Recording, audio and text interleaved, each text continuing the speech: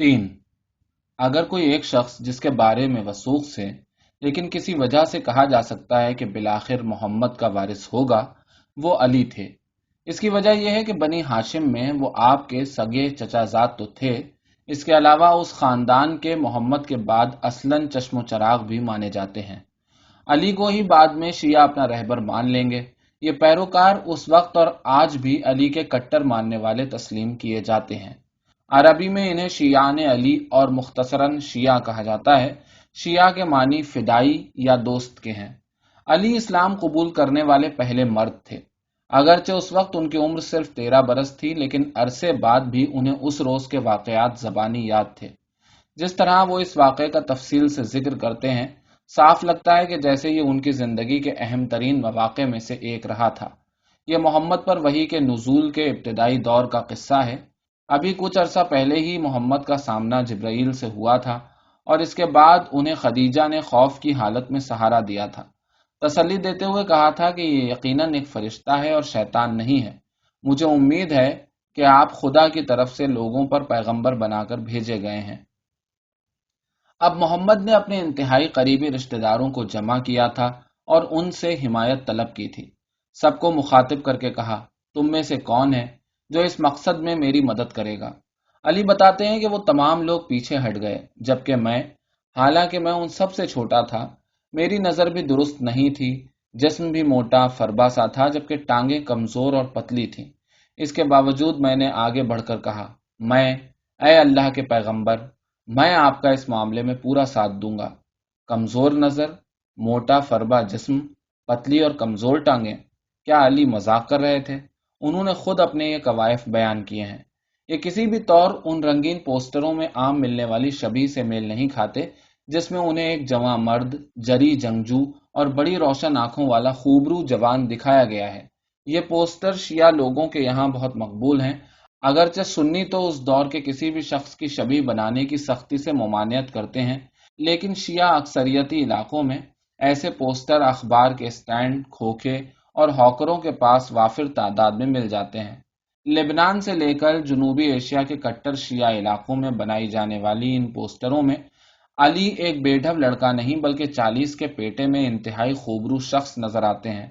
چہرے پر ایک متانت تو ہے ہی، جبڑا اچھی طرح اپنی جگہ پر ایک خط میں بیٹھا ہوا ہے، جس پر قلمی داڑھی ترشی ہوئی دکھتی ہے، ابرو جیسے جھالر ہوں اور خاصی بڑی روشن آنکھیں جو اوپر کو ہوئی نظر آتی ہیں۔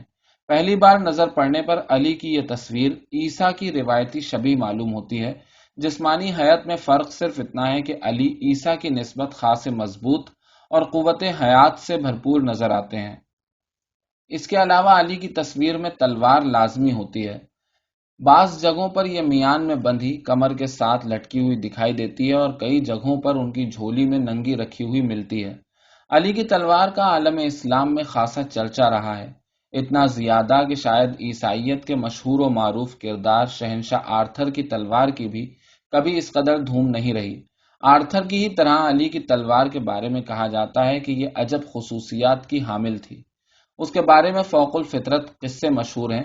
جیسے آرتھر ویسے ہی علی کی تلوار کا بھی ایک نام اور پورا تعارف ہے۔ علی کی تلوار کو ذوالفقار کہا جاتا ہے۔ یہ ایک 2 دھاری تلوار ہے جس کی پشت تو سیدھی ہے، مگر نوک پر پہنچ کر یہ 2 سانگی ہو جاتی ہے۔ دور سے دیکھیں تو یوں لگتا ہے جیسے سانپ کی زبان ہو۔ کئی روایات میں مشہور ہے کہ دراصل تلوار 2 سانگی نہیں تھی، بلکہ یہ اس کی ساخت تھی، جس کی وجہ سے اس کی دھار بہت تیز ہو گئی تھی۔ جس پر ضرب لگتی اس کا گوشت چپڑ جاتا۔ اسی وجہ سے یہ چاپڑ یا کاٹ کر رکھ دینے والی یعنی ذوالفقار مشہور ہو گئی۔ ایک روایت کے مطابق یہ محمد کی ذاتی تلوار تھی، جو مشہور ہے کہ انہوں نے احد کی لڑائی میں اس وقت جب علی کی اپنی تلوار ٹوٹ گئی تو یہ ان کو تھما دی تھی۔ کئی لوگوں کا خیال ہے کہ یہ علی کو محمد کی طرف سے وراثت کی صورت ملی تھی۔ بہرحال علی نے اس تلوار سے کئی لڑائیاں لڑیں۔ تاریخ میں جا بجا ان کے جنگی کارناموں کا ذکر مل جاتا ہے۔ اسی طرح ان جھڑپوں اور جنگوں میں خود انہیں بھی کئی زخم آئے، لیکن اس کے باوجود علی کو آپ نے اسد اللہ کا خطاب دیا تھا، جس کا مطلب اللہ کا شیر ہے۔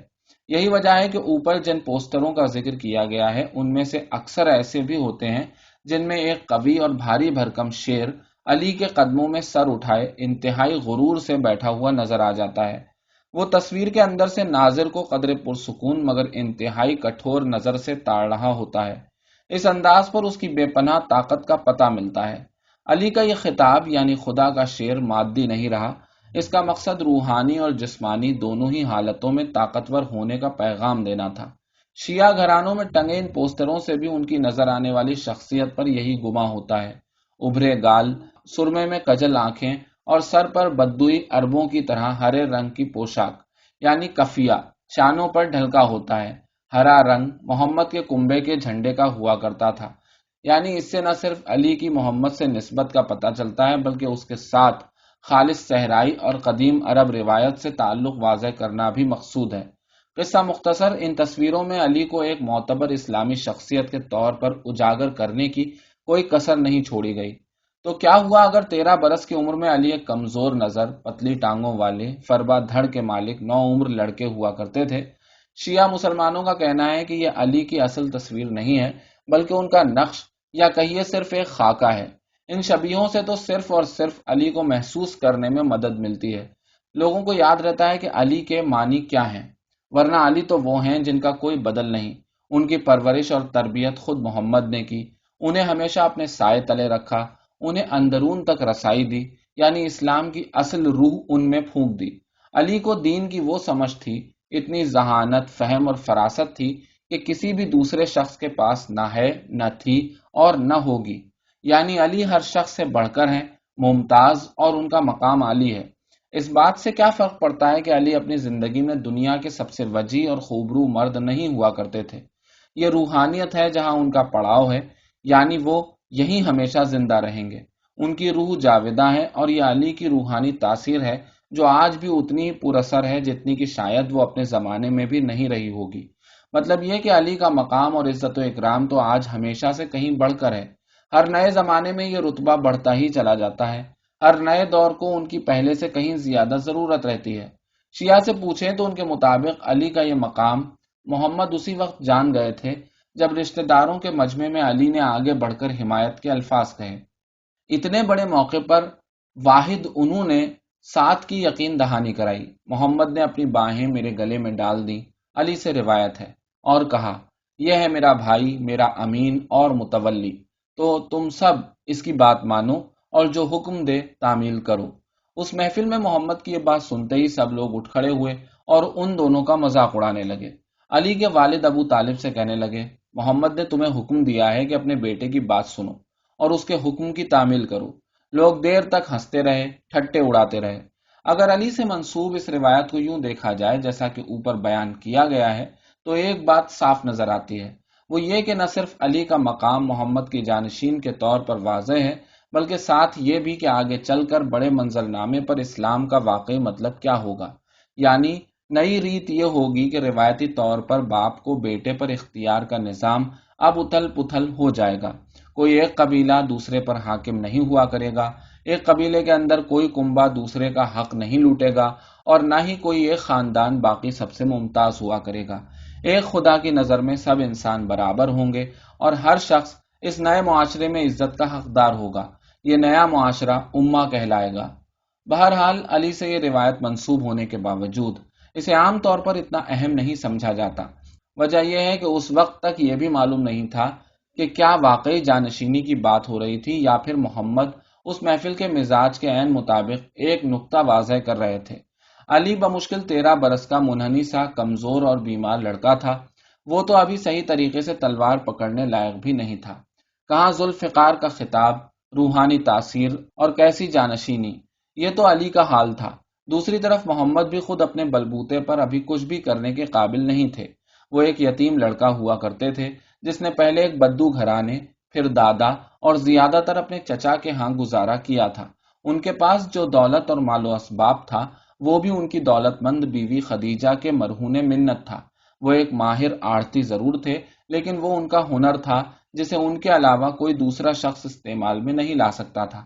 چنانچہ اس وقت تک محمد اپنے ناطے داروں کے لیے ایک عام شخص کے سوا کچھ بھی نہیں تھے۔ ان کے ناطے داروں کو یہ ہضم نہیں ہو رہا تھا کہ ایک دم سے یہ شخص اٹھ کھڑا ہو اور خود کو خدا کا پیغمبر قرار دے۔ محمد کا یہ دعویٰ سننے والوں کے لیے ایک معمہ تھا کیونکہ یہ ابھی پوری طرح واضح نہیں تھا۔ ایسے میں ایک جانشین کی تقرری تو بہت دور کی کوڑی کہلائی جائے گی۔ قصہ مختصر، محمد کے پاس اس وقت تک صحیح معنوں میں ایسی کوئی چیز نہیں تھی جس کے لیے وہ جانشین کی تقرری کرتے۔ یہ شروع کا دور تھا، ابھی اسلام کے ماننے والے صرف اور صرف 3 لوگ تھے، محمد، خدیجہ اور علی۔ کسی کے وہم و گمان میں بھی نہیں تھا کہ یہ نیا دین جلد ہی ایک تحریک کی شکل اختیار کر جائے گا اور پھر آگے چل کر دنیا میں تیسرا بڑا مذہب قرار پائے گا۔ یہ عربوں کو ایک جھنڈے تلے جمع کرنے والا نظریہ ثابت ہوگا اور آخرکار اسی کے بلبوتے پر ایک بڑی سلطنت کھڑی کی جائے گی۔ یہ سب تو ہو کر رہا، لیکن اس وقت یعنی جب یہ واقعہ پیش آیا، محمد ایک ایسے شخص ہیں جن کے ہاتھ میں کچھ نہ تھا اور نہ ہی ان کے پاس وراثت بانٹنے کے لیے کوئی چیز ان کے نام تھی۔ محمد کے یہ حالات اگلی 2 دہائیوں میں مکمل طور پر تبدیل ہو جائیں گے۔ جیسے جیسے اسلام کا آفاقی پیغام پھیلا، محمد کے اختیار میں اضافہ ہوتا گیا۔ ایک کے بعد دوسرا قبیلہ، قصبے، نخلستان، شہر اور بڑی آبادیاں اسلام کے جھنڈے تلے جمع ہو چکی تو ایک باقاعدہ ریاست نے جنم لیا۔ اس ریاست میں یہ نئے پیروکار اور امہ کا دوسرا حصہ یعنی جو لوگ ایمان نہیں لائے تھے وہ بھی باقاعدگی سے ریاست کو ٹیکس دینے لگے۔ اس ٹیکس کو زکوٰۃ کہا جاتا ہے۔ اسی طرح جنگوں میں بے بہا مال غنیمت جمع ہوتا رہا اور قبائلیوں نے اپنی حمایت اور اتحاد کا یقین دلانے کے لیے امہ کے مال خانوں میں دولت کا انبار لگا دیا۔ یوں امہ نہ صرف پھیلتی رہی بلکہ وقت کے ساتھ اس کی طاقت اور مال و دولت میں بھی اضافہ ہوتا رہا۔ محمد کے انتقال کے وقت حال یہ تھا کہ تقریباً پورا جزیرہ عرب اسلام میں داخل ہو چکا تھا اور اب وہ ایک شناخت یعنی واقعی عرب کہلائے جانے لگے تھے۔ اس سالہ سال کی تحریک میں محمد نے بارہا وقتاً فوقتاً کئی اہم موقعوں پر باور کرایا تھا کہ وہ علی کو کس قدر عزیز رکھتے ہیں۔ ان کے نزدیک علی وہ واحد ہستی تھے جنہوں نے تب جب وہ خود لڑکپن میں کمزور سا لاغر لڑکا ہوا کرتے تھے ان کے ساتھ کھڑے ہونے کو ترجیح دی تھی، جب محمد کے قریبی رشتہ دار بھی نخوت سے پیچھے ہٹ گئے تھے۔ میں علی سے ہوں اور علی مجھ سے ہے، وہ میرے بعد مومنوں کا والی ہے، محمد کہا کرتے۔ ان کا مطلب یہ تھا کہ علی کی مثال ان کے لیے ویسی ہی ہے جیسے ہارون کی موسیٰ کے لیے ہوا کرتی تھی۔ محمد واضح الفاظ میں کہا کرتے تھے، صرف پکے ماننے والے ہی علی سے محبت کرتے ہیں، علی سے مرتدوں کے علاوہ یعنی جو اسلام سے ہٹ چکے ہیں کوئی نفرت نہیں کر سکتا۔ اسی طرح ایک انتہائی مشہور روایت، بالخصوص صوفیہ تو اس کا خوب پرچار کرتے ہیں، اس روایت میں علی علم اور عرفان کے ولی یعنی سرپرست قرار دیے گئے ہیں۔ محمد سے منسوب ہے کہ انہوں نے کہا، میں علم کا شہر ہوں اور علی اس شہر کا دروازہ ہے۔ شیعہ عالم خاصی شد و مت سے ان روایات اور اقوال کا حوالہ دیتے ہیں اور کہا یہ کرتے ہیں کہ محمد کی منشا بھی یہی تھی کہ علی ان کے جانشین ہوا کریں گے، لیکن ان تمام روایات میں کسی بھی ایک موقع پر صاف صاف یہ نہیں ملتا کہ محمد نے واضح طور پر ایسا کہا ہو، کہیں بھی لفظ جانشین نہیں ملتا۔ ان میں سے کسی قول میں کلیتاً یہ نہیں کہا گیا کہ یہ وہ آدمی ہے جسے میں اپنے بعد تمہاری رہبری کے لیے نامزد کرتا ہوں۔ تمام روایات میں ایسا بظاہر کہا گیا یا کہیے اشارتاً بات کی گئی، کہیں بھی کھلے عام کچھ نہیں کہا۔ یہی وجہ ہے کہ تب اور آج بھی جہاں یہ اشارے اور کنائے بعض لوگوں کے لیے علی کی جانشینی کا ناقابل تردید ثبوت ہے تو دوسری جانب باقی لوگوں کے لیے یہ غیر واضح، مبہم یا مہمل بیانات ہیں۔ خیر، ایک چیز ایسی ہے جو کسی بھی طرح سے غیر یقینی یا مشتبہ نہیں ہے۔ کوئی بھی شخص چاہے وہ سنی ہو یا شیعہ اس بات سے انکار نہیں کر سکتا کہ علی اور محمد کے بیچ بے انتہا قربت تھی۔ وہ دونوں ایک دوسرے کو جان سے بڑھ کر عزیز رکھتے تھے اور ان کا آپس میں تعلق مثالی تھا۔ بلکہ یہ بھی حقیقت ہے کہ محمد اور علی کے بیچ اتنی مشابہت پائی جاتی تھی کہ محمد کی زندگی کے ایک انتہائی خطرناک موڑ یعنی ہجرت کی رات علی کو قریش کو دھوکہ دینے کے لیے ان کے متبادل کا کردار سونپا گیا تھا۔ جب مکے کے سرداروں نے مل کر محمد کو قتل کرنے کا منصوبہ بنایا، اس سے پہلے کہ قاتل ان کے سر پر پہنچتے وہ اسی شام مدینے کے لیے نکل گئے۔ قریش کے منجھے ہوئے جنگجو محمد کے مکان کے باہر ان کے نکلنے کا انتظار کرتے رہے۔ اس زمانے میں قبائلی رواج کا اندازہ اس بات سے لگائیے کہ اس نازک مرحلے پر بھی قاتل عرب روایت کی پاسداری کرتے تھے، یعنی کسی کو اس کے گھر کے اندر قتل کرنے سے باز آ رہے تھے۔ ایسے میں جب محمد پہلے ہی ابو بکر کے ساتھ نکلنے میں کامیاب ہو چکے تھے، مکان کے اندر یہ علی تھے جو رات کو محمد کا لباس پہن کر ان کے بستر پر سوئے رہے۔ قاتلوں کو گما ہوا کہ شاید محمد گھر کے اندر ہی موجود ہوں۔ اگلی صبح علی اپنی جان کو خطرے میں ڈال کر باہر نکلے تو سارے قاتل انہیں محمد سمجھ کر حملے کے لیے آگے بڑھے، لیکن انتہائی قریب پہنچ کر پتہ چلا کہ یہ محمد نہیں بلکہ علی تھے، اور وہ اس مماثلت کے ہاتھوں ان کے لیے ایک نیا جھگڑا پیدا ہوتے ہوتے رہ گیا۔ سنی اور شیعہ دونوں ہی متفق ہیں کہ یہ علی کی دیدہ دلیری تھی، ان کی محمد سے انسیت اور محبت تھی۔ علاوہ ازیں یہ ان دونوں کے بیچ غیر معمولی مشابہت تھی، جس کی وجہ سے اس رات قریش کو دھوکا ہوا اور محمد نہایت آسانی سے مکے کی حدود پار کر گئے۔ بعد ازاں علی تنہا ہی مدینہ کی طرف روانہ ہو گئے اور دونوں شہروں کے بیچ صحرا کا کٹھن سفر انہوں نے پیدل ہی طے کیا۔ ایک لحاظ سے یہ بھی ہے کہ ایسا ہونا خدا کی مرضی تھی، تقدیر کا لکھا کہیے کہ ہر لحاظ سے صرف علی ہی تھے جو محمد کا متبادل ثابت ہو سکتے تھے۔ اس کی وجہ ہے، اگرچہ ان چچا زادوں کی عمروں میں 29 سال کا فرق تھا، لیکن اس کے باوجود ایک عجب رنگ کا تعلق تھا۔ مطلب یہ کہ ان کی تقدیر میں بھی زبردست مماثلت تھی، یہ دونوں ایک دوسرے کے لیے ضروری رہے تھے۔ وہ یوں کہ دونوں نے ہی بچپن اور پھر لڑکپن میں پرورش پانے کے لیے ایک دوسرے کے گھر میں پناہ لی تھی، جیسے محمد نے یتیمی کے بعد اپنے چچا ابو طالب کے گھر میں پناہ لی تھی۔ یہ علی کی پیدائش سے کافی پہلے کا واقعہ ہے، اور پھر کئی برسوں بعد جب ابو طالب پر برا وقت آیا، یعنی ان کی معاشی حالت بہت بگڑ گئی، تب محمد اور خدیجہ نے آگے بڑھ کر علی کو گود لے لیا۔ اس وقت محمد ایک کامیاب آڑتی بن چکے تھے اور ان کے گھر میں خوشحالی تھی۔ علی نے محمد کے زیر سایہ ان کی 4 بیٹیوں کے ساتھ پرورش پائی۔ محمد کے یہاں علی کا مقام اس بیٹے کا تھا جو محمد اور خدیجہ کو کبھی مل نہیں سکا تھا۔ یوں پیغمبر ان کے دوسرے والد اور خدیجہ ان کی دوسری ماں جیسی تھیں۔ وقت کے ساتھ ان دو اصحاب کے بیچ تعلق گہرا ہی ہوتا چلا گیا، اور ایک وقت ایسا آیا کہ لوگ علی کو محمد کا تقریباً لے پالک بلکہ حقیقی بیٹا سمجھنے لگے۔ اسی پر اکتفا نہیں کیا، آگے چل کر ان کے بیچ نسبت اور بھی گہری ہو جائے گی۔ ایسا لگے گا جیسے محمد کو احساس ہوا ہو کہ اس قدر گہرا تعلق بھی کافی نہیں، وہ ایک قدم آگے بڑھیں گے اور خود ہی اپنی سب سے بڑی بیٹی فاطمہ کا رشتہ علی سے طے کر دیں گے۔ حالانکہ فاطمہ سے نکاح کے کئی دوسرے لوگ بھی خواہاں تھے۔ ان دوسرے لوگوں میں سب سے نامی گرامی 2 شخص وہ ہیں جن کے مقابل علی کو محمد کے بعد جانشینی منوانے کی طویل اور صبر آزما مشقت کرنی پڑے گی۔ یعنی پہلے تو عائشہ کے والد ابو بکر تھے۔ ابو بکر محمد کے دیرینہ ساتھی تھے جو ہجرت کے پرخطر سفر پر محمد کے ساتھ رہے۔ دوسرے آدمی حفصہ کے والد زیرک جنگجو عمر تھے۔ بعد میں ہم دیکھیں گے کہ عمر وہ شخص ہیں جو اسلام کو جزیرہ عرب سے باہر پورے مشرق وسطی میں پھیلا دیں گے۔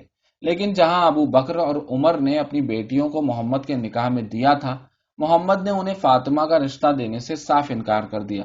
مطلب واضح ہے، یعنی ایک ایسے معاشرے میں جہاں دینے والا ہاتھ لینے والے ہاتھ سے برتر ہوتا ہے، چنانچہ وہ شخص جو اپنی بیٹی کا رشتہ دیتا ہے، وہ جسے رشتہ دیا جائے اس کو انتہائی عزت دینے کے مترادف ہے۔ یہاں ابو بکر اور عمر دونوں نے ہی اپنی اپنی بیٹیوں کا ہاتھ محمد کو دیا تھا، لیکن محمد نے جواباً انہیں یہ عزت نہیں دی، بلکہ انہوں نے ان دونوں کے بجائے علی کو ترجیح دی۔ یہ اس معاملے میں واحد امتیاز ہے جس سے ظاہر ہوتا ہے کہ محمد اس رشتے کو کس قدر عزیز رکھتے تھے، وہ فاطمہ اور علی کی شادی کو کس قدر اہمیت کی نگاہ سے دیکھتے تھے۔ چنانچہ وقت آیا تو نہ صرف محمد نے خود ان دونوں کا نکاح پڑھوایا، بلکہ علی کے لیے شرط رکھی کہ فاطمہ سے نکاح کے بعد یہ نویلا جوڑا محمد اور خدیجہ کی روایت کو برقرار رکھتے ہوئے یک زوجگی کی شادی برقرار رکھے گا۔ یوں کہا جا سکتا ہے کہ اب علی اور فاطمہ نئے محمد اور خدیجہ ہوا کریں گے، یعنی علی فاطمہ کے رہتے کسی اور عورت سے شادی نہیں کر سکیں گے۔ علی اور فاطمہ کے یہاں وہ بیٹے پیدا ہوں گے جو محمد اور خدیجہ کے یہاں زندہ نہیں بچ پائے تھے۔ ایسا ہو بھی گیا۔ وہ شخص جس کے یہاں اولاد نرینہ بچ نہیں پائی، جلد ہی 2 خوبصورت نواسوں کا نانا بن گیا۔ یہ 2 بچے حسن اور حسین تھے۔ ان دونوں کی عمروں میں صرف 1 سال کا فرق تھا۔ جلدی حسن اور حسین محمد کی آنکھ کا تارا بن گئے۔ کہا جاتا ہے کہ سود اصل سے پیارا ہوتا ہے۔ نانا اور نواز سے دادا اور پوتے کا رشتہ ایسا ہوتا ہے کہ دنیا میں اس سے کہیں بڑھ کر سچی اور خالص محبت دوسری نہیں ہوتی۔ محمد بھی ان دونوں بچوں سے بہت محبت رکھتے تھے، اس قدر قربت تھی کہ ان کی موجودگی میں ان کی خوشی کی انتہا نہ رہتی۔ لوگوں نے پہلی بار محمد کو کھل کر مسکراتے، یہاں تک کہ کئی موقعوں پر ہنستے ہوئے دیکھا۔ ان کی چھاتی فخر سے چوڑی رہا کرتی اور وہ ان بچوں کے ساتھ کھیل میں گم ہو جاتے۔ کئی کئی گھنٹے یہ بچے محمد کی گود میں دب کے رہتے، محمد ان کو چومتے، ان سے کھیلتے، باتیں کرتے رہتے۔ روایت ہے کہ وہ اکثر اپنے ارد گرد لوگوں اور محافل سے بے خبر ہو جاتے۔ کئی موقع تو ایسے آئے کہ جب محمد حسن اور حسین کی وجہ سے اپنے رتبے کا بھی خیال نہ کرتے، زمین پر ہاتھ پیر رکھ کر جھک جاتے اور یہ ان کی پشت پر سوار ہو کر گویا گھوڑے پر چڑھے بیٹھے ہوں، یہاں وہاں اٹکھیلیاں کرتے رہتے۔ شیعہ کے مطابق یہ دو لڑکے محمد بلکہ اسلام کا بھی مستقبل تھے۔ علی جو حسن اور حسین کے والد تھے، خدیجہ کے بعد محمد کے انتہائی قریبی اور خیرخواہ تھے۔ ان کی وجہ سے یہ مستقبل ممکن ہوا تھا۔ جب خدیجہ کی وفات ہوئی، جو ہجرت سے 2 سال پہلے کا واقعہ ہے، علی نے بھی ان کا یوں ہی غم منایا جیسے محمد خود رنجیدہ تھے۔ ایسا ہونا قدرتی تھا، وہ اس لیے کہ خدیجہ نے علی کو اپنے سگے بیٹے کی طرح پال پوس کر بڑا کیا تھا۔ اپنے سارے ارمان جو اپنا بیٹا نہ ہونے کی وجہ سے خدیجہ کے دل میں اٹھتے تھے، علی پر پورے کیے تھے۔ بعد میں خدیجہ علی کی ساس بھی ہوں گی۔ علی جس قدر محمد پر جانثار کرتے تھے، ویسے ہی ان کے دل میں خدیجہ کی قدر و منزلت تھی۔ وہ ان دونوں یعنی محمد اور خدیجہ کو اچھی طرح جانتے تھے، ان کے بیچ محبت اور انسیت سے خوب واقف تھے۔ یہی وجہ تھی کہ علی کو پورا علم تھا کہ خدیجہ کے بعد محمد چاہے جتنی بار شادی کر لیں، وہ خدیجہ کی یاد کو زائل نہیں کر پائیں گے۔ کوئی بھی عورت خدیجہ کا مقابلہ نہیں کر سکتی، کسی کا رتبہ خدیجہ کے مقام تک نہیں پہنچ سکتا، خاص طور پر وہ تو ہرگز نہیں جو ہر وقت خود کو دوسروں سے بہتر ثابت کرنے میں مشغول رہتی ہیں۔ ہار کی گمشدگی سے بہت پہلے، یعنی اس واقعے کے نتیجے میں اٹھنے والے طوفان سے بھی بہت پہلے، علی عائشہ کے جادو، چنچل پن اور سحر سے سخت نالاں رہا کرتے تھے۔ ان کی نظر میں محمد کی سب سے چھوٹی بیوی کسی بھی صورت خدیجہ کا متبادل نہیں ہو سکتی۔ یہی نہیں، وہ سمجھتے چلے آ رہے تھے کہ یہ خدیجہ کے ساتھ ناانصافی ہے۔ عائشہ کسی بھی طرح ان کی جگہ لینے کے قابل نہیں تھی۔ یہ بیر ایک طرفہ نہیں تھا، عائشہ بھی علی سے شاکی رہتی تھی۔ ان کے نزدیک علی کا خدیجہ کی یاد سے یوں جڑا رہنا خاندان میں سب کے لیے، خاص طور پر محمد کے لیے یاد دہانی تھی کہ وہ تمام عورتوں سے بہتر ہوا کرتی تھی۔ خود عائشہ کو ہر وقت یہ خیال رہتا کہ خدیجہ واحد رقیب ہیں جنہیں وہ چاہتے ہوئے بھی کبھی ہرا نہیں سکتی۔ پھر علی کے بیٹے تھے، یہ دونوں بیٹے عائشہ کو روز یاد دلاتے کہ وہ خود کبھی نرینہ اولاد پیدا نہیں کر سکیں گی۔ عائشہ کو گلا تھا کہ یہ لڑکے کیوں محمد کی آنکھ کا تارا ہیں، انہیں تو عائشہ سے محبت ہونی چاہیے تھی، محمد کو ان کے سوا کوئی دوسرا کیوں دکھتا ہے۔ وہ دیکھ سکتی تھیں کہ کیسے محمد حسن اور حسین کے ساتھ انتہائی خوشباش نظر آتے، کھلکھلاتے رہتے۔ انہیں غم تھا کہ یہ لڑکے محمد کو ان سے کہیں زیادہ عزیز تھے، محمد کی اصل خوشی تھے۔ چلو وہ تو بچے تھے، یہ علی اور فاطمہ کو کیا ہوا؟ فاطمہ جو بادامی رنگت والی، منکسر مزاج والی تھیں، جبکہ علی جو محمد کو انتہائی عزیز تھے، ان کا رتبہ بھی اچھا خاصا تھا، لیکن ان دونوں نے بھی تو عائشہ کے خیال میں انہیں وہ عزت کبھی نہیں دی جس کی وہ حقدار تھیں۔ باقی لوگ تو ان کی امتیازی حیثیت بلا چون و چرا مانتے تھے۔ اگر کوئی اس کا قائل نہیں تھا تو وہ صرف یہی لوگ تھے، فاطمہ اور علی۔ اب ان کے بچے بھی ان سے محمد کو چھینتے جا رہے تھے۔ ایک دفعہ تو محمد نے عائشہ کو خدیجہ کی بدخواہی کرنے پر سختی سے ٹوک دیا تھا۔ اس بات کا انہیں خاصا دکھ تھا، چونکہ عائشہ معاف کرنے والوں میں سے نہیں تھی، نہ ہی وہ آسانی سے کوئی بات بھولتی تھی۔ وقت نے بھی اس دکھ کا مداوع نہیں کیا، بلکہ جیسے جیسے وقت گزرتا رہا، عائشہ کے دل میں یہ گھاؤ گہرا ہی ہوتا چلا گیا۔ بعد اس کے وہ اب خدیجہ پر کسی بھی طرح سے بات کرنے، تنقید سے روک دی گئیں۔ یہ تو ماضی کی بات تھی، یعنی وہ کسی بھی طرح خدیجہ کی یاد کو محو نہیں کر سکتی تھیں، لیکن حال اور بالخصوص مستقبل کا احوال یہ تھا کہ وہ ایک بنیادی لیکن انتہائی اہم معاملے میں محروم رہ جائیں گی۔ مطلب یہ کہ محمد کا سلسلہ شجرہ عائشہ کے یہاں آگے نہیں بڑھے گا، بلکہ یہ اعزاز بالآخر علی کے گھرانے کو نصیب ہوگا۔ چنانچہ اب عائشہ کی اس بابت خفگی اور دل آزردگی خدیجہ کی سب سے بڑی بیٹی فاطمہ کی طرف مڑ گئی۔ فاطمہ کا عائشہ کے ساتھ کوئی مقابلہ ہی نہیں تھا، ان دونوں کی مثال دو انتہاؤں کی طرح تھی۔ فاطمہ انتہائی منکسر المزاج، چپ سادھ کر بسر کرنے والی، عاجز اور پس منظر میں زندگی بسر کرنے والی شخصیت تھی۔ عائشہ کی طرح نہ تو وہ تن و من تھی اور نہ ہی ان کی طرح زندہ دل اور شوخ یا چنچل ہوا کرتی تھی۔ اگرچہ وہ 15 برس بڑی تھی، لیکن ایسا لگتا جیسے ان پر چھایا گھری ہو، رنگت بجھ کر گندمی ہو رہی تھی، ایسا لگتا جیسے بیمار ہیں، خون کی کمی کا شکار ہیں، پھر ان کی طبیعت ایسی تھی کہ وہ محمد کو اپنی خوش دلی سے ہنسا نہیں سکتی تھی، بلکہ وہ تو ان کے سامنے ایسی باادب اور خاموش ہو جاتی کہ جیسے سانپ سونگھ گیا ہو، یہاں تک کہ وہ ان کے ساتھ اپنی مرضی سے بات بھی نہیں کر سکتی تھی۔ ہاں، یہ ضرور تھا کہ جب سے حسن اور حسین دنیا میں آئے تھے اس کے بعد وہ کچھ کھل کر بات کر لیتی، ورنہ اس سے پہلے تو وہ چھپ کر رہا کرتی۔ ان کے ساتھ مسئلہ یہ ہوا کہ ان کی جگہ عائشہ نے لے لی تھی۔ فاطمہ کبھی بھی عائشہ کی طرح زندہ دل اور ہسمکھ نہیں رہی۔ اس سے ہوا یہ کہ محمد کی توجہ بھی ان پر کبھی سیدھی مرکوز نہیں رہی۔ رفتہ رفتہ وہ پس منظر میں چلی گئی تھیں، لیکن اب حسن اور حسین نے توجہ دوبارہ ان کے گھرانے کی طرف مبذول کروا دی تھی۔ دوسری طرف عائشہ کا معاملہ یہ تھا کہ محمد کی توجہ حاصل کرنے کے لیے ہمیشہ سے وہ فاطمہ کو اپنا مد مقابل سمجھتی چلی آ رہی تھی، لیکن فاطمہ اپنی طبیعت کے باعث کسی طور بھی عائشہ کا مقابلہ نہیں کر سکتی تھی۔ مدینے بھر میں مشہور تھا کہ اگر محمد سے کوئی رعایت درکار ہو تو بہترین وقت وہ ہوتا ہے جب محمد عائشہ کے یہاں سے ہو کر آئے ہوں۔ اس وقت محمد کی طبیعت میں نرمی ہوتی ہے، وہ خوش اور طبیعت حشاش بشاش ہوتی ہے۔ بلا شبہ عائشہ کا اثر و رسوخ تھا، اور ایک یا دوسری صورت وہ اس اختیار کو یوں استعمال میں لاتی کہ دوسروں کے لیے سبکی اور حقارت کا سامان ہو جاتا۔ یہ ایسی بات تھی جس کا فاطمہ کے پاس کوئی توڑ نہیں تھا۔ حالات بالآخر اس نہج پر پہنچ گئے کہ ایک دفعہ محمد کی دوسری بیویوں نے فاطمہ سے کہا کہ وہ اپنے والد سے بات کریں۔ وہ عائشہ سے خوامخواہ التفات برتتے ہیں، انہیں ہم پر فوقیت دیتے ہیں، اتنی ڈھیل دیتے ہیں کہ وہ کسی کو خاطر میں ہی نہیں لاتی۔ وہ جانتی تھیں کہ محمد سے بات کرنے کا فائدہ نہیں تھا، لیکن بات کرنی بھی ضروری تھی۔ وہ یہ بھی جانتی تھیں کہ اگر وہ بات کریں گی تو جس طرح کی صورتحال ہے شاید انہیں ہی شرمندگی اٹھانی پڑے۔ پھر ایسا ہی ہوا، جیسے ہی فاطمہ نے بات شروع کی محمد نے انہیں ٹوک دیا۔ اے میری پیاری بیٹی، محمد نے کہا، کیا تم اس سے محبت نہیں کرتی جس سے میں محبت کرتا ہوں؟ ظاہر ہے اس سوال پر فاطمہ کے پاس ان کی ہاں میں ہاں ملانے کے سوا کوئی چارہ نہیں تھا۔ محمد کا یہ سوال ایک طرح سے کہیے تو بس ایک بات معلوم ہوتی ہے۔ بظاہر تو یہ باپ اور بیٹی کے بیچ ایک واجبی سا مکالمہ ہے، لیکن روایت میں جس طرح کی رودات درج ہیں، محمد کی بے صبری صاف ظاہر ہوتی ہے۔ ان کی یہ خواہش کہ کسی طرح ان کے پیاروں کے بیچ، بالخصوص گھر کی عورتوں کے بیچ جاری کشمکش اور کھینچا تانی ختم ہو اور انہیں ریاست کے اہم کاموں پر توجہ مرکوز کرنے کا وقت مل سکے۔ ساتھ ہی ان کی یہ تمنا بھی نظر آتی ہے کہ قریبی لوگ آپس میں ویسی ہی محبت رکھیں جیسی وہ ان کے ساتھ رکھتے ہیں۔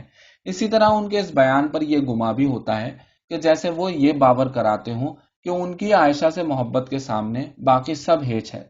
خیر، جب فاطمہ گھر واپس پہنچی تو یقیناً علی نے آخری بات ہی سنی اور سمجھی۔ کیا دیکھتے ہیں کہ فاطمہ رو رہی ہیں اور شرمندگی سے بے حال ہیں۔ علی کی نظر میں یہ نہ صرف فاطمہ بلکہ خود ان کی تضحیک تھی، بلکہ یہ ان کے گھر کے ہر فرد کے لیے بے عزتی کی بات تھی۔ محمد خدیجہ کو بھی بھول گئے، یہ سوچ کر ہی علی غصے سے لال پیلے ہو گئے۔ سیدھے ان کے پاس جا پہنچے اور اس بارے میں پوچھ گچھ کی۔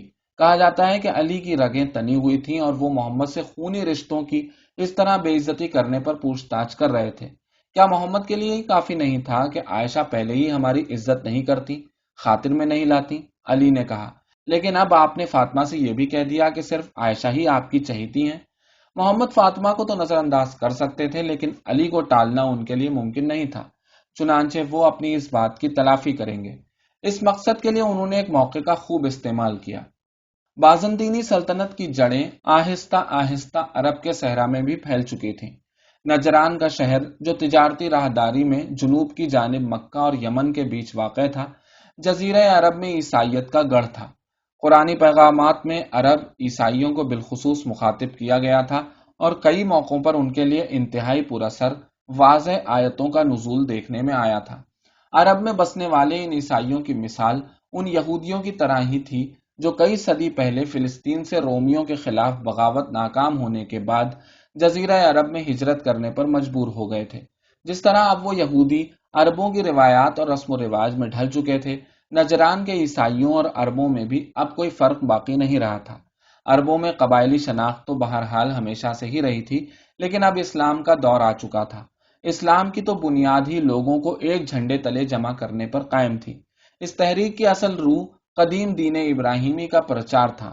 عربوں میں یہ مقبول عام تھا کہ کعبے کو پہلی بار آدم نے تعمیر کیا تھا اور پھر دوبارہ اس کی تعمیر نو کا صحرا ابراہیم کے سر جاتا ہے۔ عرب ابراہیم کے بیٹے اسماعیل کی اولاد ہیں، یعنی ابراہیم ان کے بھی جد امجد ہیں۔ اسلام دوسرے مذاہب کی نفی نہیں بلکہ ان میں ایک نئی روح پھونکنے کی تحریک ہے۔ اب کی بار اسے عرب شناخت مل رہی تھی، اور اس جھنڈے تلے اسلام کے پیروکار یہودی اور عیسائی حتیٰ کہ ہر شخص امہ کا حصہ قرار دیا جا رہا تھا۔ اتنے واضح پیغام کے باوجود بھی نجران کے عیسائی منقسم تھے۔ وہ جو اسلام قبول کرنے کے حامی تھے، ان کا کہنا یہ تھا کہ بلا شبہ محمد ہی وہ مقدس روح یا شافع ہیں جن کی بابت عیسیٰ نے انجیل میں پہلے ہی پیشین گوئی کر رکھی تھی۔ دوسری طرف جو مخالفین تھے، ان کا ماننا یہ تھا کہ جس روح القدس یعنی پیغمبر کی غیبی خوشخبری عیسیٰ نے سنا رکھی ہے، اس کے یہاں تو اولاد نرینہ کا بھی تذکرہ کیا جاتا ہے۔ محمد کے یہاں تو ایک بھی بیٹا زندہ نہیں رہ سکا، چنانچہ محمد کسی طرح سے بھی اس شرط پر پورے نہیں اترتے، یعنی وہ شفاعت کرنے والے نہیں ہیں، وہ نجات دلانے والے نہیں ہیں۔ بہرحال فیصلہ یہ ہوا کہ بجائے وہ آپس میں الجھتے رہیں، بہتر یہ ہے کہ ایک وفد مدینہ روانہ کیا جائے جو ان کے ساتھ مناظرے کا اہتمام کرے۔ یہ اس زمانے میں مکالمے کا رائج طریقہ کار تھا۔ اس طرف محمد نے نوبت مناظرے تک آنے ہی نہ دی، بجائے اس کے وہ مکالمے کے لیے اپنے مشیروں کے ساتھ موجود ہوتے۔ انہوں نے اپنے ساتھ خون کے رشتہ داروں کو بٹھا لیا۔ علی، فاطمہ، حسن اور حسین کے سوا وہاں کوئی موجود نہیں تھا۔ محمد نے وفد کی آمد پر کچھ کہنے کے بجائے اپنے خاندان کے لوگوں کو اشارے سے قریب بلا لیا۔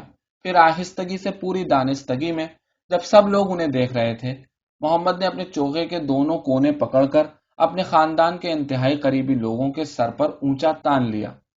یہ وہ ہیں جنہیں میں نے اپنے سائے تلے جگہ دی ہے، محمد نے کہا۔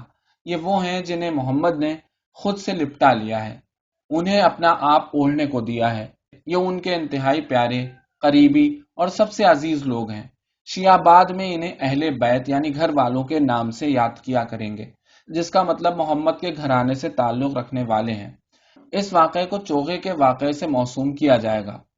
یہ موقع محل کے حساب سے انتہائی عمدہ مظاہرہ تھا۔ عرب عیسائیوں کے یہاں ایک روایت مشہور تھی۔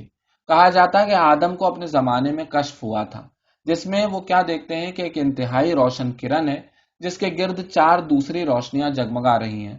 پوچھنے پر خدا نے انہیں بتایا تھا کہ یہ ان کی پیغمبرانہ اولاد ہے، یعنی آدم کی نبوت کا آخری سرا ہے۔ یقیناً محمد نے بھی عیسائیوں کے یہاں مشہور اس روایت کے بارے میں سن رکھا تھا، اور جانتے تھے کہ نجران کے عیسائی جب چوغا تلے ان کے گھرانے کے 4 افراد کو دیکھیں گے تو قائل ہو جائیں گے کہ آدم کی پیغمبرانہ پشت کے وہی اصل وارث ہیں۔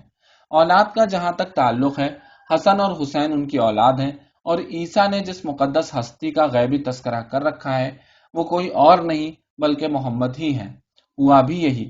نجران کے عیسائی یہ منظر دیکھتے ہی قائل ہو گئے، انہوں نے کھڑے کھڑے اسلام قبول کر لیا۔ چوغے کا واقعہ صرف عیسائیوں کے لیے نہیں تھا۔ محمد نے اسی موقع پر ایک طرح سے علی اور فاطمہ کو بھی پیغام دے دیا تھا۔ وہ کہنا چاہ رہے تھے کہ وہ اپنی اولاد، اپنے گھرانے سے نہ صرف محبت رکھتے ہیں بلکہ ان کے بیچ کہیں گہرا خون کا رشتہ ہے۔ وہ جان لیں کہ خون کا حق پہلا ہوتا ہے، اس کی جگہ کوئی نہیں لے سکتا۔ چوغے تلے لا ولد عائشہ کے لیے کوئی جگہ نہیں تھی۔ یوں جب محمد نے گمشدہ ہار کے واقعے میں علی سے مشورے کے لیے رجوع کیا تو ایسا ہونا کوئی اچنبھے کی بات نہیں تھی۔ اس بارے میں اپنے خاندان، سب سے زیادہ قابل اعتماد ساتھی کے سوا وہ کس سے رجوع کرتے؟ لیکن دوسری طرف عائشہ کے خیال میں ان سے رجوع کرنا انتہائی غیر مناسب بات تھی۔ یوں کہیے یہ عائشہ کے لیے ایک بھیانک خواب جیسا تھا۔ ان کے مطابق ان کو درپیش حالات میں اس سے بدتر ہونا ممکن نہیں تھا کہ محمد علی سے مشورہ مانگ رہے تھے، لیکن ان کی جگہ پر کھڑے ہو کر سوچیں تو یہ واقعی ایسا ہی لگتا ہے۔ ویسے بھی ان سے منسوب ایک روایت ہے، اور اس نوعیت کا یہ تاریخ میں واحد حوالہ ہے۔ عائشہ کے علاوہ کوئی دوسرا راوی نہیں ہے۔ خیر روایت سے ایسا لگتا ہے کہ علی نے کوئی کسر نہیں چھوڑی۔ جو مشورہ دیا وہ ان حالات میں کسی بھی زاویے سے دیکھ لیں کند اور کھنڈا ہی نظر آتا ہے۔ حیران کن طور پر علی نے انتہائی صاف گوئی کا مظاہرہ کیا اور ٹھسے سے انتہائی سخت مشورہ دیا۔ ویسے تو علی اپنی شائستگی اور خوش گفتاری کے لیے مشہور رہے ہیں۔ ان کی تقریریں، خط اور خطبات کا مجموعہ نہج البلاغہ، جس کا مطلب فصاحت بلاغت کا راستہ ہے، آنے والی صدیوں میں زبان اور بیان کی روح اور مثالیے کے طور پر پڑھا اور اپنایا جائے گا۔ علی فہم اور فراست کے لیے بھی مشہور تھے۔ انہیں معاملات کی ایسی سمجھ ہوتی تھی جس کی مثال دوسری نہیں ملتی۔ ہم آج بھی ان کی شخصیت کا بغور جائزہ لیں تو معلوم ہوگا کہ وہ بلا شبہ ایک جنگجو اور عالم کا حسین امتزاج تھے۔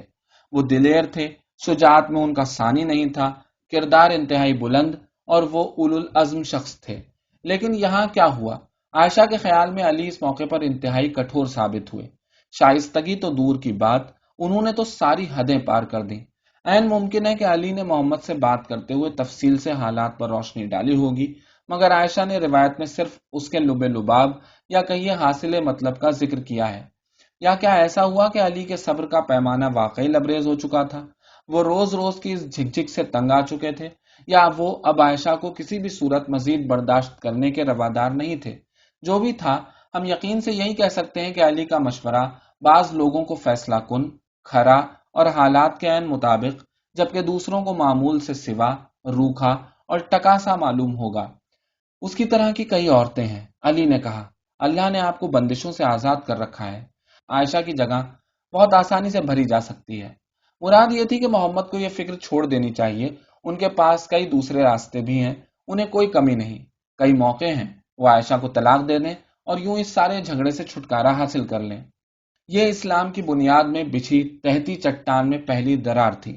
یہ کٹ پھٹ مثال اس کی ایسی تھی کہ پہلے پہل تو بمشکل نظر آتی ہے، بلکہ محسوس بھی نہیں ہوتی، لیکن بعد میں یہ ایک فالٹ لائن کی شکل اختیار کر لیتی ہے۔ اسی میں توڑ پھوڑ کا عمل جاری رہتا ہے اور گاہے بگاہے بھونچال آتے رہتے ہیں۔ اس طرح وقت کے ساتھ چٹان تڑکتی ہی چلی جاتی ہے۔ ایک وقت ایسا آتا ہے کہ سوائے دھول کے کچھ نہیں بچتا۔ علی کے الفاظ بے سوچے سمجھے یوں ہی عائشہ سے جان چھڑانے کا مشورہ دینے سے صرف حقارت کی چبھن نہیں ہوئی، بلکہ یہ گھاؤ تو عائشہ کی ہڈیوں کے گودے میں اتر گیا۔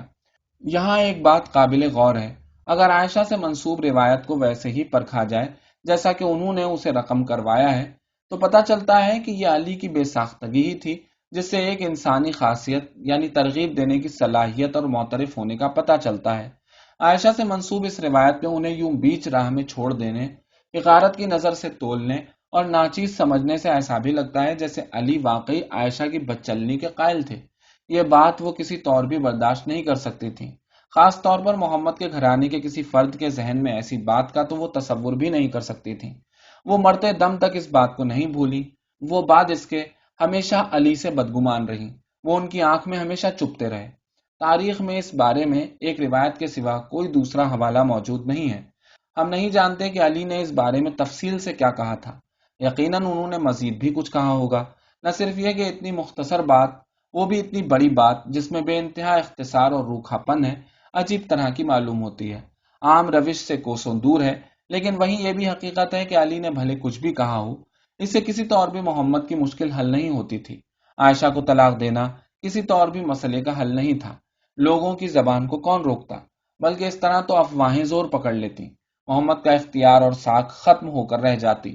اس مسئلے کا حل تو صرف یہ تھا کہ انسانوں سے بڑی کوئی ذات گواہی دیتی۔ ایسا ہو کر بھی رہا۔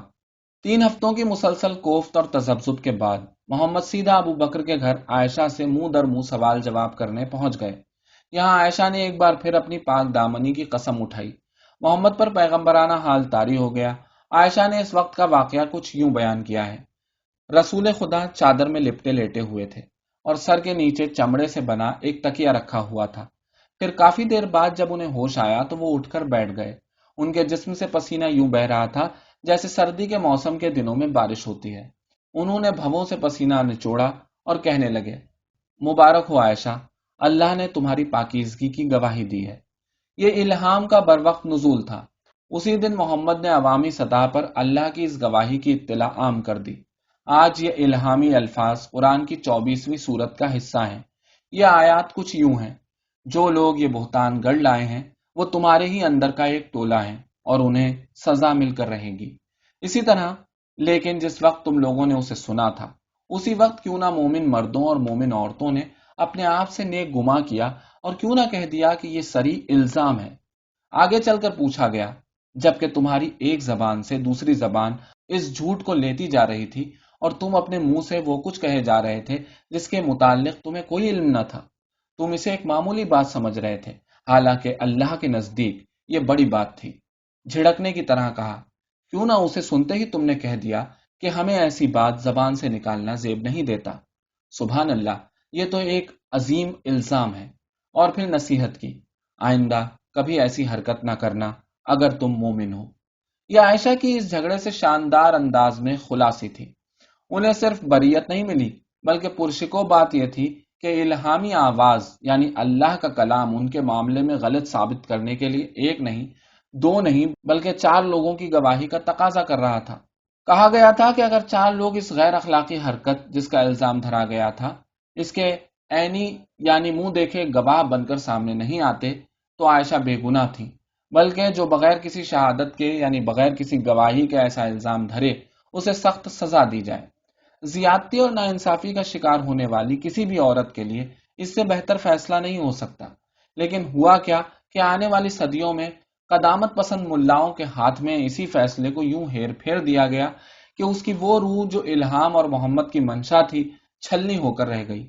یہ آیتیں اپنی اصل کے بالکل الٹ استعمال ہونے لگیں، یعنی یہ کہ بجائے اس سے عورت کو حفاظت ملتی، ان کی ہی تشریحات کی مدد سے الزام تراشیاں کی جانے لگیں۔ وہ یوں کہ الہامی الفاظ نہ صرف بدکاری کے شعبے میں بلکہ جنسی زیادتی میں حالت مفعولی یعنی استغاثہ میں بھی استعمال کیے جائیں گے۔ یعنی اگر ایک عورت جو مبینہ طور پر جنسی زیادتی کا یعنی سیکچول اسالٹ کا نشانہ بنی ہو کسی کو اس کا مورد الزام ٹھہرائے تو اس صورت میں بھی جب تک وہ چار گواہ پیش نہیں کرتی، جو ظاہر ہے عملی طور پر ناممکن ہے، وہ اس الزام تراشی پر الزام اور بدکاری کی مجرم قرار دی جائے گی اور سخت ترین سزا کی حقدار ہوگی۔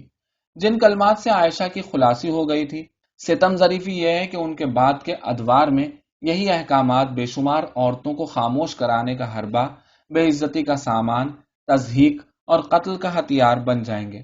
ظاہر ہے اس دور کے لوگوں، خاص طور پر عائشہ اور محمد، کسی کے وہم و گمان میں بھی نہیں تھا کہ ایسا ہوگا، یعنی خدائی آیات کو تشریحات کے گھن چکر میں یوں گھمایا جائے گا کہ اصل روح ہی فسخ ہو جائے گی۔ عائشہ کے لیے سب سے اہم بات یہ تھی کہ ان کے خلاف لگائے گئے گھنونے الزامات غلط ثابت ہو چکے تھے، اور یہ خود خدائے ذوالجلال کی مہربانی سے ممکن ہوا تھا۔ کائنات کی سب سے برتر مقدس ذات کو خود اس معاملے میں بولنا پڑا تھا۔ ان پر الزام دھرنے والوں کو سرعام کوڑے لگا کر سزائیں دی گئیں، اور وہ شاعر خواتین و حضرات جو کل تک عائشہ کے خلاف زہر اگل رہے تھے فوراً ہی پلٹا کھا گئے، اور اب ان کے قلم ان کی پاک دامنی اور عصمت کی قسمیں کھا رہے تھے۔ ان کی عظمت اور بڑائی بیان ہو رہی تھی، مقام اور حیثیت کے گن گائے جا رہے تھے۔ وہ اب مسجد کے احاطے میں اپنے کمرے میں واپس آ گئیں جو محمد کی بیویوں کے لیے مخصوص تھے۔ وہ ایک بار پھر محمد کی پسندیدہ ترین بیوی تھی، لیکن اب ان کا رتبہ کسی بھی دوسری بیوی سے بڑھ کر تھا، بلکہ کسی بھی عورت سے بڑھ کر۔ وہ واحد تھیں جن کی موجودگی میں محمد پر وحی اتری تھی، اس کے ساتھ ہی یہ کہ وحی ان کے بارے میں تھی۔ کسی بھی شخص کے لیے اس سے بڑا رتبہ کیا ہو سکتا ہے؟ اس کے باوجود عائشہ کو بہرحال اس رتبے کی قیمت بھی ادا کرنی پڑی۔ ان کی محمد کے ساتھ مہمات پر جانے کی آزادی ختم ہو گئی۔ وہ اب مزید اس طور سفر نہیں کر پائیں گی، سوائے مکے میں حج کے۔ وہ محمد کی زندگی میں دوبارہ کبھی دور صحرا کے اندر نہیں جا سکیں گی۔ یقیناً وہ ان مہمات اور صحرائی سفر کے دلچسپ تجربے کو یاد کرتی رہتی ہوں گی، جس طرح کی ان کی طبیعت تھی۔ لڑائی اور جنگوں کے دوران لشکر کا حصہ نہ بن پانے پر تنگ بھی ہوا کرتی ہوں گی، زیادہ تر وقت صرف مدینہ تک محدود ہو جانے پر کڑتی بھی ہوں گی، بے خوف، یہاں تک کہ بسا اوقات بے دھڑک خطرات میں کود جایا کرتی تھیں، ایک انتہائی عمدہ جنگجو ثابت ہو سکتی تھیں۔ اب وہ پس منظر میں چلی گئیں۔ اس واقعے کے تقریباً 25 سال گزر جائیں گے تو دوبارہ جنگ کے میدان میں وہ اتریں گی۔ اس کے علاوہ بھی عائشہ کو اس معاملے کے بعد ایک اور لحاظ سے بھی بھاری قیمت ادا کرنی پڑی۔ جہاں وہ ایک نئے رتبے اور حیثیت سے نہایت ٹھسے کے ساتھ اپنی باقی زندگی معتبری میں گزاریں گی، وہیں طوفان کے گزر جانے کے بعد اس کے کل انجام میں ایک بات یہ بھی ہوئی کہ اب مدینے کے نخلستان کی اجتماعی یادداشت میں وہ منظر نقش ہو کر رہ گیا جس میں عائشہ سر اونچا کیے، اونٹ پر سوار، صفوان اونٹ کی مہار تھامے ہوئے ہیں، مدینے میں داخل ہوتی ہیں۔ یہ ایسا منظر ہے جو شاید محمد کی عوامی سطح پر نیک نامی اور ساکھ کی آخری حد تھی۔ چنانچہ ایک طرف قرآنی آیات نے عائشہ کی پاک دامنی کی گواہی دی تھی، وہیں ایک دوسری آیت میں حکم ملا کہ اس دن کے بعد محمد کی بیویاں جب باہر نکلیں تو منہ پر چادر ڈال لیں تاکہ غیر محرم مردوں کی نظروں سے دور رہیں۔ ظاہر ہے گھر کے اندر تو دروازوں، کھڑکیوں اور روشن دانوں پر پردے ڈال کر آسانی سے یہ مقصد پورا ہو جاتا تھا، لیکن گھر کے دروازے سے باہر یہ پردہ فرد کو ڈھکنے کے سوا ممکن نہیں تھا۔ یہ پردہ حجاب کہلائے گا۔ پردے کے احکامات صاف طور پر پیغمبر کی بیویوں کے لیے خاص تھے، جو ایک طرف ان کی ضرورت تھی تو دوسری طرف انہیں باقی عورتوں سے ممتاز حیثیت اور رتبہ بھی عطا کرنا مقصود تھا، مثلاً پہچانی جاؤ اور ستائی نہ جاؤ۔ ان آیات کے نزول کے کئی دہائیوں بعد اسلامی سلطنت میں عورتوں کی ایک بڑی تعداد ان احکامات کو اپنا لے گی۔ مقصد دوسری عورتوں سے ممتاز نظر آئیں اور رتبے کی حامل ہوں، لیکن جلد ہی اسلامی قدامت پسند فقہی تشریحات کی بنیاد پر قائل ہو جائے گا کہ دراصل پردہ ہر مسلمان عورت پر لازم ہے۔ شاید ان کا مقصد تمام مسلمان عورتوں کو امتیازی حیثیت دلانا رہا ہو، یا دوسری صورت جیسے باقی تمام معاملات میں ہوا، قدامت پسند یعنی کٹر لوگ اپنی مرضی تھوپ رہے ہوں۔ لیکن ہر دو صورت یہ ضرور ہے کہ اگر نئے دور میں عائشہ ہوتی تو یقیناً اس طرح کی تشریحات اور پھر تمام عورتوں کے لیے انتہائی لازم سمجھے جانے والے احکامات پر یقیناً غصہ ہو جاتی۔ ذرا سوچئے، بعد کے دور اور آج کے مسلمان قدامت پرستوں کی حیرت کا کیسا منظر ہو اگر انہیں پتا چلے کہ ایک دن ایسا بھی آیا تھا کہ عائشہ نے اپنے سر کی چادر انتہائی غصے اور غضب اور خفگی کا اظہار کرنے کے لیے اتار کر پھاڑ دی تھی۔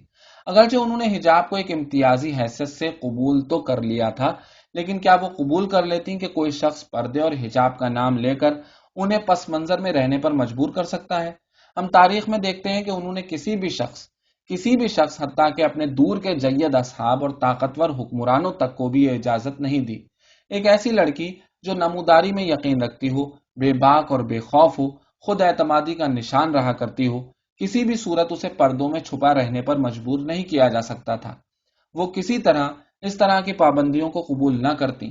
تاریخ گواہ ہے انہوں نے ایسی بندشیں کبھی قبول نہیں کی۔ اسی عرصے میں یعنی گمشدہ ہار کے واقعے کی قسط جب تمام ہو چکی تو اس کے بعد عائشہ کا رویہ لوگوں سے بھی بدل گیا۔ اگرچہ محمد نے کبھی ان پر شک نہیں کیا، صرف پوچھ تاچھ کی تھی۔ اگر انہیں محمد پر اس وجہ سے کوئی غصہ رہا بھی تھا تو مسئلے کے حل ہونے کے انداز کی وجہ سے جاتا رہا۔ اگر پہلے کبھی رہا بھی تھا تو اب ان کے دل میں محمد کے لیے کوئی گلہ باقی نہیں تھا۔ اگر ہوتا بھی تو ظاہر ہے وہ بآسانی اس کو دور کر دیتی۔ لیکن علی کو یہ معافی کبھی نہیں ملے گی۔ وہ مرتے دم تک علی سے شاکی رہیں گی۔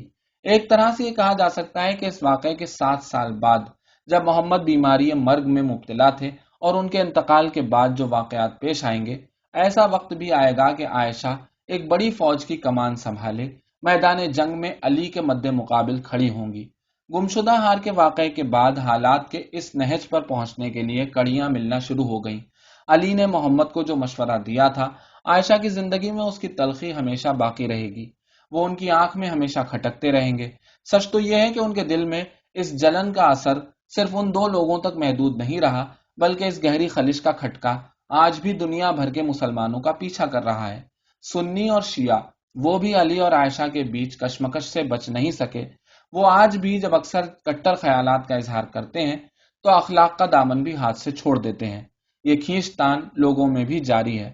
جہاں سنی انہیں ان کو ملنے والے رتبے کی وجہ سے المبرہ یعنی بری ہو جانے والی کہا کرتے ہیں، تو کئی کٹر شیعہ ایسے ہیں جو آج کئی صدیاں بیت جانے کے بعد بھی یہ نہایت عجیب بات ہے کہ ان اصحاب کے بیچ چپقلش کو انتہائی ذاتی سطح پر لے جاتے ہیں اور انہیں اپنے نام عائشہ کے بجائے فاحشہ کہہ کر یاد کرتے ہیں۔